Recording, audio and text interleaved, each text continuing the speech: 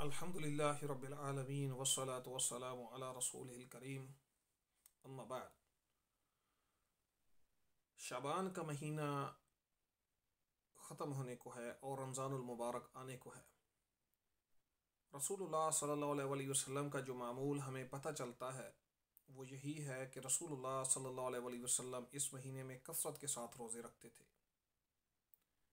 البتہ دیگر احادیث سے ہمیں پتہ چلتا ہے کہ صرف رمضان المبارک کے اندر رسول اللہ صلی اللہ علیہ وسلم مکمل رمضان کے روزے رکھتے تھے۔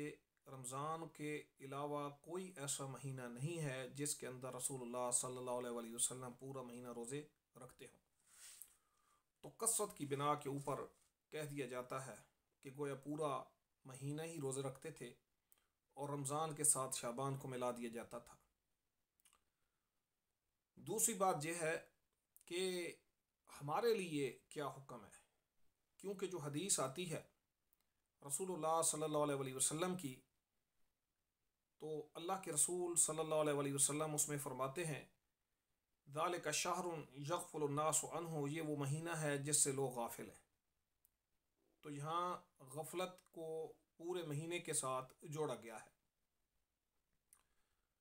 اپنے بارے میں انہوں نے فرمایا کہ وَهُوَ شَهْرٌ تُرْفَعُ فِيهِ الْأَعْمَالُ إِلَى رَبِّ الْعَالَمِينَ، یہ وہ مہینہ ہے جس کے اندر اعمال جہانوں کے رب کے سامنے پیش کیے جاتے ہیں۔ فَأُحِبُّ أَن يُرْفَعَ عَمَلِي وَأَنَا صَائِمٌ، اور میں اس بات کو پسند کرتا ہوں کہ میرا عمل جس وقت اللہ کے سامنے پیش ہو تو اس وقت میں روزے سے ہوں۔ تو یہ رسول اللہ صلی اللہ علیہ وسلم نے ارشاد فرمایا۔ تو گویا پہلے مہینے کا ذکر کیا، پھر روزوں کا ذکر کیا اور غفلت کا ذکر کیا کہ لوگ غافل ہیں۔ تو ایسے لگتا ہے کہ پورا مہینہ لوگ اگر روزے رکھیں یا کم از کم 26-27 روزے رکھ لیں تو وہ ان کو کفایت کریں گے اور اس طرح سے اس کے اوپر عمل کر لیں گے۔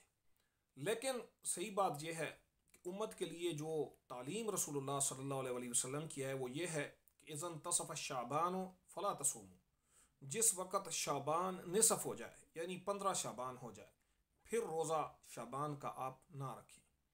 اور اسی طرح سے استقبال رمضان کے بارے میں منع فرمایا کہ رمضان سے 2-3 دن پہلے آپ روزے نہ رکھیں۔ لا تقدموا صوم رمضان بیوم ولا یومین، کہ کوئی بندہ بھی وہ رمضان المبارک سے 1-2 دن پہلے روزے نہ رکھے۔ اس کو استقبال رمضان کے روزے کہتے ہیں۔ رسول اللہ صلی اللہ علیہ وسلم نے ان سے منع فرمایا ہے اور فرمایا کہ نہ رکھے۔ الا ان یکون صوم، سوائے اس روزے کے یصوم الرجل، جو آدمی روزے رکھتا ہے، فلیصم ذلک الصوم، پھر وہ بندہ جو روزے پہلے سے رکھتا ہے تو وہ یہ روزے اگر آ جائیں تو رکھ سکتا ہے۔ مثال کے طور پر ایک آدمی جمعرات کا اور سوموار کا روزہ رکھتا ہے اور اس کا معمول ہے پورے سال کے اندر کہ وہ جمعرات کا اور سوموار کا مسنون روزہ ہے وہ رکھتا ہے۔ رسول اللہ صلی اللہ علیہ وسلم رکھتے تھے، یہ بھی رکھتا ہے۔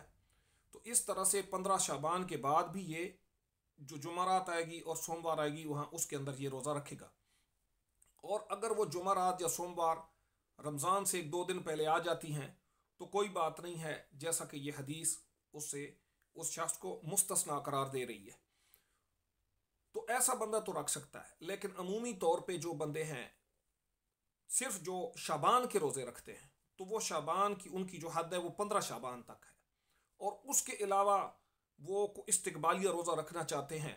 بعض لوگ رکھتے ہیں جی رمضان آنے سے 2-3 دن 4 دن ہفتہ پہلے وہ روزہ رکھنا شروع کر دے، تو یہ رسول اللہ صلی اللہ علیہ وسلم نے ان روزوں سے منع فرمایا۔ انہیں استقبال رمضان کا روزہ کہتے ہیں اور فرمایا کہ یہ روزے آپ نہیں رکھ سکتے۔ تو ہمارے لیے یہ تعلیمات ہیں، اور ایک مسلمان کو چاہیے کہ جب اللہ کے رسول تعلیم دے دیں اور آسمانی ہدایت جو ان پہ اترتی تھی اس کے ساتھ وہ رہنمائی فرما دیں تو ہمارے لیے کوئی اور رستہ نہیں ہے کہ وہ ہم تلاش کریں۔ اللہ سے دعا ہے اللہ سمجھنے کی، عمل کی توفیق دے۔ السلام علیکم ورحمۃ اللہ۔